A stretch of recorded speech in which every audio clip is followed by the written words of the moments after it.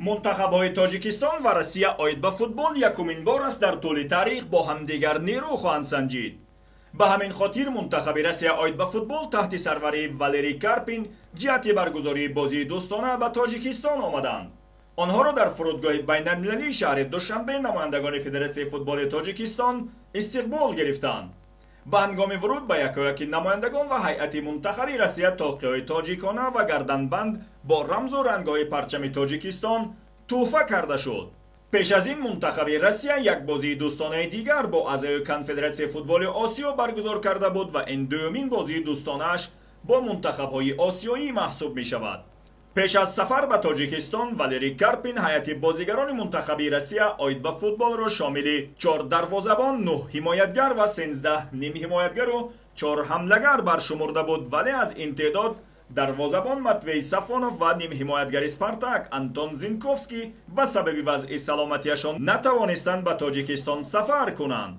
همچنین دلر کوزیایف که ریشه‌های تاجیکی دارد امروز همراه هیئت نبود و پس از بازی میان فاکل وزینی در چارچوب جام روسیه به تاجیکستان خواهد آمد.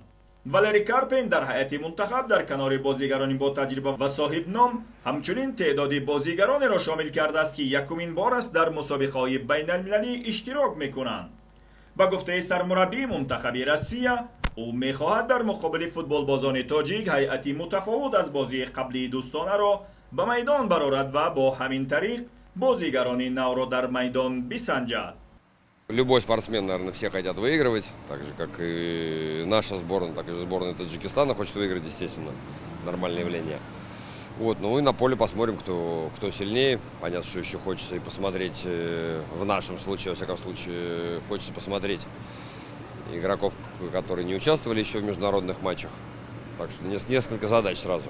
Очень приятно, естественно, конечно. И в Кыргызстане был очень душевный прием, и здесь уже даже сейчас по 10 минутам понятно, что будет так же, наверное. Спасибо.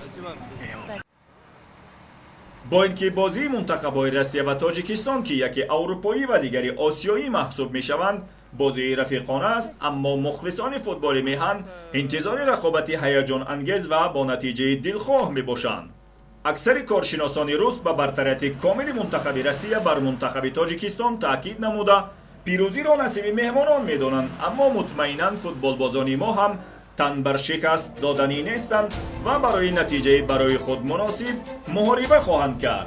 در هر صورت نتیجه بازی نه از نظرها بلکه از هنر و مهارت و کوشش و تلاش در میدان وابسته می باشد. آنهایی که امکانی حضور در ورزشگاه مرکزی را ندارند می توانند این باخوری تاریخی را ساعت 20 روز 17 نوامبر به طور مستقیم از طریق تلویزیون ورزش تماشا نمایند.